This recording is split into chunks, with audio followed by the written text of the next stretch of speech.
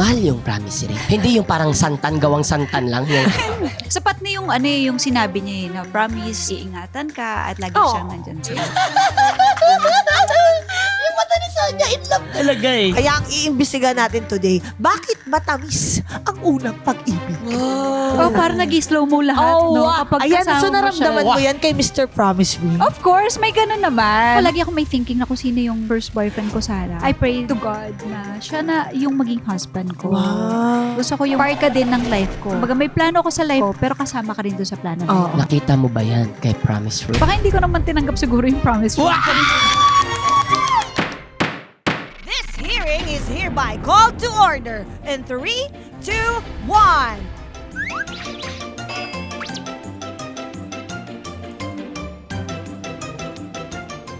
Lahat papatulan! Walang matulan! Your Honor! Available on ULOL YouTube channel, Spotify, and Apple Podcast. Subscribe now! Sumasabay pa sa init ang panahon natin ito ating research person dahil ngayon, Diyos ko po. andito siya ngayon ng ating Hot Maria Clara. Hindi Like lang hot hot. yung magana. Madam Chair, Oh. hindi lang hot. In love pa. Ooh. In love. Sana all may promise ring. Oo nga. Ang tanong, suot niya kaya ang Promise Ring? Tawagin muna natin si Sanya. Iimbestigahan natin yung hearing. Hearing. Seta, hearing pala tao kasi iimbestigahan natin yung ring. Iimbestigahan natin sa hearing ang promise ring na yan. Does it ring a bell? Let's welcome the beautiful, the multi-talent. Wow. Sanya Lopez. Hello! Parang Hello nag-adliwisip ako. everyone! Ang lupit nyo rin talagang no? So, mag-adlib, no? Nakakaloka. Teka lang, saan mo ba yung promise ring? Hindi. Wait, promise? Promise, hindi. Ano ba yan? Ha? Ito, Iba yan? wala. Ano lang, matagal ko ng ring to. Pero hindi mo siya lagi talaga suot. Hindi talaga. Kasi natatakot din ako eh. Baka mawala. Oo, kasi minsan ako yung parang, kunyari, maghuhugas lang kamay, tapos yung mailagay ko lang dyan, tapos makalimutan Ibig ko. sabihin, Mamahalin. mamahalin yung ano. Mahal yung Promise Ring. Hindi yung parang santan, gawang santan lang. Yung, sa amin kasi, pag nagawa kami ng Promise Ring, gawa sa santan lang muna. Mga style mo, no? Sa santan na muna. Minsan may necklace pa yun, di ba? Pero bago mo kayo, gaganunin mo muna kasi may tamis pa yun. Sarap. Bago mo ibigay sa crush mo. Oo. Pero yun sa'yo, ano yan? Totoong bato? Bato to? Bato naman. Parang mukha siyang engagement ring. Mukha siyang engagement ring. Kasi actually, ang promise ring, ganyan talaga eh. Oh, pero Ganyan ang actually, promise hindi. ring. Bago pa lang kasi kami noon nagkakilala. Hindi naman yun yung narinig ko! Tapos, ayun. Oh. Kumbaga parang syempre, siguro nung nagiging mas malalim na yung pagkakakilala niyo sa isa't isa, syempre merong gift siya na binigay sa akin na hindi ko naman talaga ina-expect na yun. Ang ganda niya, no? Yung Maba. parang, promise ko sa'yo, hintayin kita. Teka lang, gusto ko nga, yun ang gusto ko malaman. Bukod sa promise ring, ano yung promise words niya? Yeah. What is That's a the good question. what I is the love your promise question. words? Siguro promise na nandito siya palagi for me.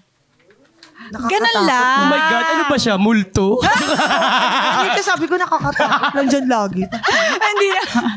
Andiyan ka ba ngayon? Hindi kasi busy yun. Laging busy. Palapit na ng palapit na yan. Na nasa ano na tayo. Gano'n ka busy. Ganun.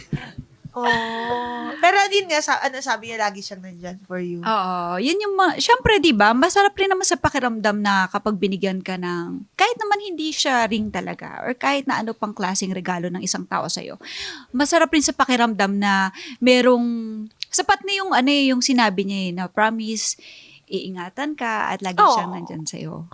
Di ba? Yung mata mo saan yan? Nababasa ko. Kitang-kita ka sa Paano mata kasi mo. si Buboy? Yung mata ni Sonia, in love. Talaga eh. Hindi, tsaka masaya siya. Oo. Kasi masaya talaga siya kasi bukod sa dyan, sa Oh. promise na yan, yung sangre, Mr. Oo Vice nga. Chair. Oo I would nga, like to sobra. formally congratulate Thank you. you. Totoo. Palakpakan naman natin, guys. Thank you so Sangre yan. Napakabongga ng finale, Mr. Vice Chair. Sobra, Miss madam. Sanya. Sobra. Anong pakiramdam?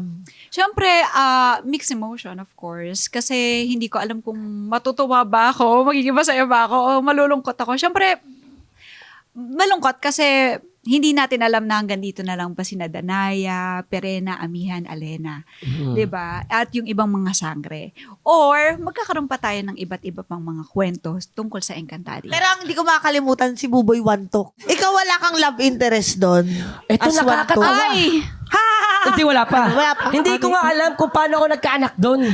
Oh, Alam mo, ang iniisip ko nga ng anak ni Wantok tsaka ni Danaya. Kaya ang tanong ko, sinong magulang ni Mantok at Tukman? Kasi ang alam ko lang naman na hinaharot ni Wantok doon ay si Danaya. Oo. yun Oo. nga. So, kaya ang tanong ko, nung sabi sa akin ni Mantok at Tukman, sabi ko, sinong nanay niyo? Oo. Sabi ko, gano'n talaga kasi. Hindi mo naramdaman yung luksong dugo?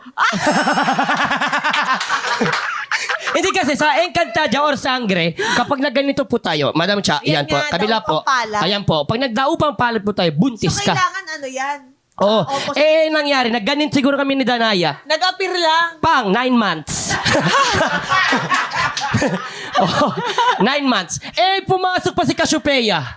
Si Cassiopeia, si Solen Yusuf. Oh, ang pogi mo ha. Oh, Feeling ko Cassiopeia talaga. kami. Pak, bataluman yung mga anak ko ngayon. Di ba alam sa sangre na gagawin sa Thailand, yung Mantok at Tukman yung bida, BL na rin to. BL na rin. Pumunta na sa BL. Ang hindi pala masaya ang sex sa ano, no? Sa sangre. Buti na lang di ako nag-guess. Hindi naman kasi 9 months. GL. Ayoko na. Uwi na tayo. umpisa pa lang.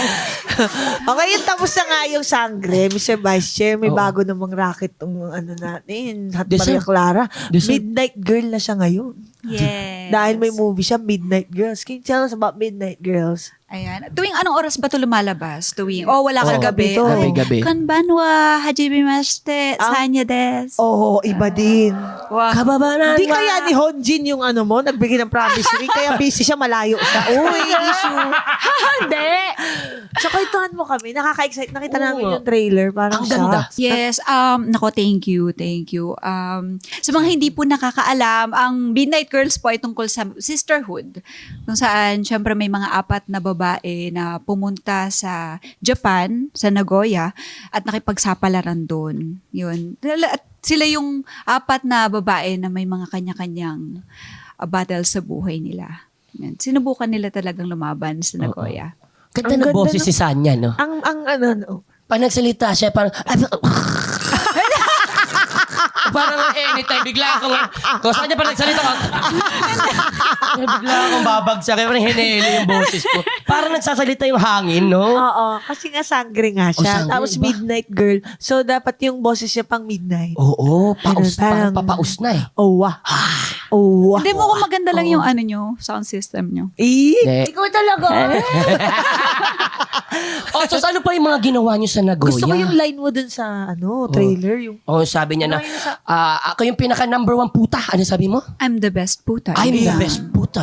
maka-iconic ng line na yan. Yes. Tsaka, Tapos ano ang balik, kwentuhan mo kami, bago nyo daw sinut, may ginawa kayo. Ano Immerse daw kayo? Yeah, meron kaming immersion. So yung immersion na yun, talagang, syempre, ginawa namin as entertainer talaga kami. Okay. Ang umpisa, ang akala talaga nung walang may alam sa mga clients doon, yung mga Hapon, na Artista kayo? artista kami. Wala talaga silang alam. Ang alam lang nila, isa kami sa mga bagong salta. Alam mo yun, yung fresh kakadating meet lang namin. kayo. Kasi, Nandun na kayo sa mismong ano ba? Ano ba? Sorry, Komise. club po ba ito? Komise. Komise is a club. Komise. Sorry Komise po ba ay club po ba ito, Madam Chair? Club po ito, okay. So, ang nangyari sa amin nung time na yon, ang nagsimula talaga at nagsabi nito ay si Ate Jody. Okay. Kaya galing talaga. Masala kong humanga sa kanya. Siya talaga yung nakaisip ng idea na bakit hindi tayo magkaroon ng immersion para syempre mahirap yung trabaho namin. Nang mas maintindihan ninyo yung ginagawa nila. Yes, 'di ba? Yung maintindihan natin yung talagang tsaka yung proseso kung paano ba talaga ginagawa yung pagsalin nyo ng beer, paano pag-cheers. Ganun talaga. Ganun siya ka detalye dapat. So, paano namin magagawa yun kung wala kami mismong alam, 'di ba? So, ang mahirap sa amin, paano namin sila kakausapin? Hapon, tapos hindi sila nakakaintindi ng English.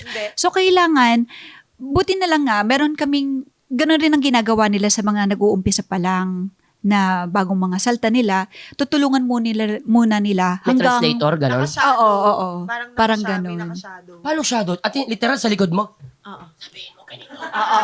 Oo, parang ganon. Pero nakatabi lang sa'yo talaga siya. Ganon. So, anong ginawa nyo? Parang, ano yung nangyaring dynamics? Wala, Na-table ka? Ganun. Na-table kami, tigisa kami. So, pinuwesto kami dun ng mga, parang mismo yung mga entertainers, pinakilala kami. Siyempre kasi yung nagtataka yung mga Hapon na, sino to mga bago? Madalas kami dito, wala naman kayo. parang gano'n. Ano? So, ngayon, yung Sir, mga... same drink, sir? Yung mga ganyan yan eh. Oo. Tapos, yung lahat ng mga entertainers doon na matatagal na, sila yung nagturo sa amin, pinakilala kami, mga bago, ganyan. Nagsayaw ka ba? Nag-perform ka? Oo, meron kami doon. Nag-perform kami. Sa immersion to, ha? Yes. Pinakanta lang muna sina Ate Jody, isa-isa kami. O sige, ikaw naman pambato, ganyan. Hanggang naging masaya na yung buong Saya. umise. Tapos nag-enjoy na sila, wala na, meron na kaming stage. Nung nasa stage na kami, grabe, ang dami naming lapad. Talaga? So, ilan ang nakuha? Ilan ang kubra? Ate Julie, ilan yun? Si Ate Julie, naabot ko lang kay Ate Julie kasi lagay-lagay lang sila yung chopsticks nila, yung pinaglalagay nila sa kung saan Kasi sa nga amin. bawal hawak. Bawal sa hawak, so chopstick. chopstick. chopstick? Oo, ginaganon lang sa amin yung pera, yung lapad. Na ganyan. Oo. Ganun Kung pala yun. saan. Sabi ko kung alam ko lang, may dala akong basket. Hindi ko alam. Oh my God, ang Bayong. laki. Oh, May bayong. basket. So, ilan lapad? Siguro mga 3 lapad din yun. Di So, ba 30,000 Si Ate yen. Julie. Nagpa-ewan sa Japan. 20,000 pesos sa 30,000 yen is mga yen NK.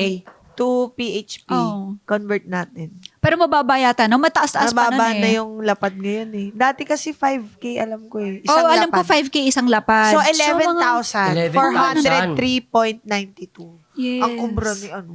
Kaya 'di ba may mga Lawson doon. Buhay talaga kami doon. Yun yung bumuhay sa amin dahil yung mga tips sa amin, yun na talaga kasi meron naman kaming money pocket money na binigay sa amin. Pero syempre, nung nagkaroon kami noon, mas nabuhay kami for a month kasi isang buwan kami doon eh. Di ba yung mami mo din, Madam Cha, ay isa din pong nagtrabaho din po sa Entertainer. Japan?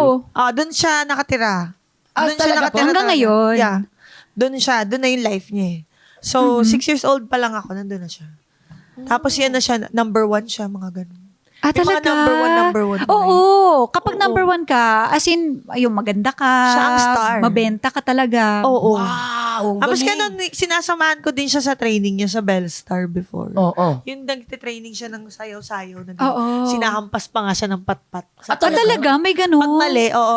Yung cute na hampas, mali kasi nagkamali, hindi nakasabay. Hindi, Pitik tsaka lang. mahirap rin yung buhay ng as entertainer. Kasi hindi ko alam kung nangyari rin sa mom mo.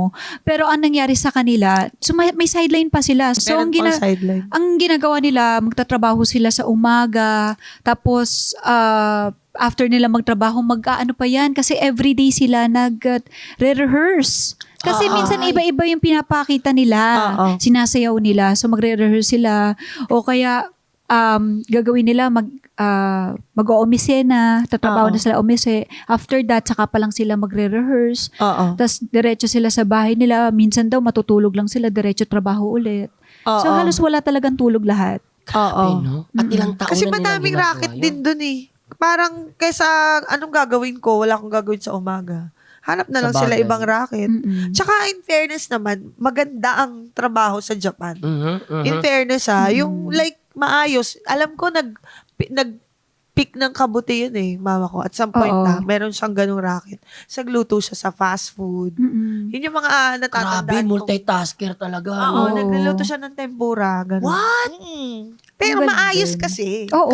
So like, parang pagod lang talaga. Totoo. Kasi nga halos di Effort. sila. Extra effort lang talaga. Oo. Siguro tsaka isa pa sa mga madadagdag ko, yung magiging iba yung tingin natin sa entertainers. They call it, di ba, Japayuki? Sa atin dati, yung ganun. Non-thinking natin, kapag Japayuki, eto na yung life nila, eto na yung buhay nila.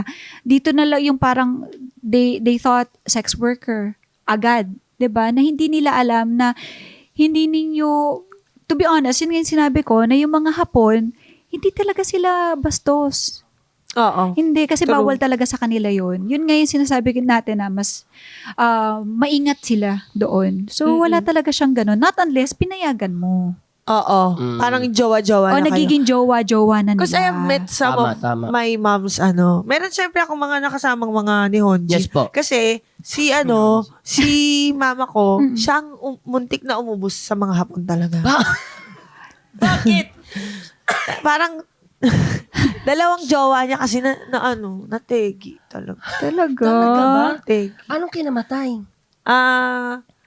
Cancer. Ah, Mabait yun sa akin. Yung pinakasalan niya si Papa Sato. sayang naman. Talaga. Oo. Mm. Ang galing, no? Mabait Tsaka, sila. mabait, Sobrang sobra. generous. Hindi Totoo. naman ganun kayaman si Papa Sato, pero ang generous niya sa amin.